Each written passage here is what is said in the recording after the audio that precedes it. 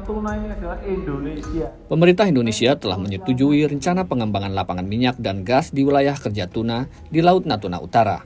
Langkah ini mengabaikan protes Tiongkok yang pada 2021 lalu sempat meminta Indonesia menghentikan aktivitas pengeboran migas di wilayah tersebut. Sejumlah blok migas yang berada di perairan Natuna merupakan wilayah yang diklaim oleh Tiongkok sebagai wilayah mereka berdasarkan 9 garis putus atau 9 dash line. Langkah ini kembali memicu reaksi Tiongkok. Kapal penjaga pantai Tiongkok terdeteksi lalu lalang di sekitar ladang gas blok tuna di Laut Natuna sejak 30 Desember lalu. Tak lama setelah Indonesia dan Vietnam menyepakati batas ZEE.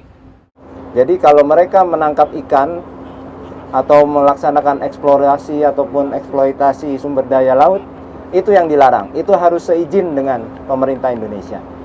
Ya, kalau dia hanya lalu lintas, lalu lalang, itu diperbolehkan.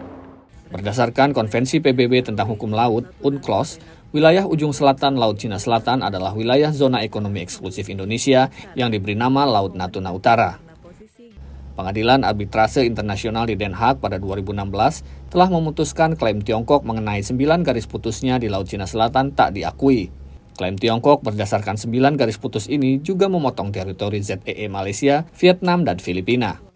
Natuna adalah wilayah Indonesia yang tentu penting buat Indonesia melawan semua klaim terhadap wilayah Indonesia, khususnya dari Tiongkok gitu ya. Karena kan ini menjadi persoalan dispute yang juga terjadi bukan hanya di Natuna tetapi di beberapa wilayah Laut Cina Selatan gitu ya. Pengamat menilai peningkatan kegiatan eksplorasi migas di Laut Natuna Utara akan mempertegas kedaulatan Indonesia di wilayah tersebut. Pengeboran gas di wilayah Natuna oleh Indonesia adalah bentuk nyata bahwa Natuna bagian dari wilayah Indonesia.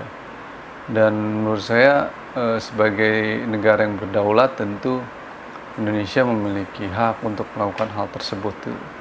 Kalau kemudian menimbulkan terjadinya resistensi oleh Tiongkok terhadap wilayah tersebut, menurut saya itu harus dihadapi dengan sikap yang tegas oleh Indonesia sepanjang batas wilayah itu menjadi bagian dari wilayah teritorial Indonesia. Pemerintah Indonesia menilai aktivitas yang dilakukan di wilayah lautnya sesuai dengan hukum laut internasional.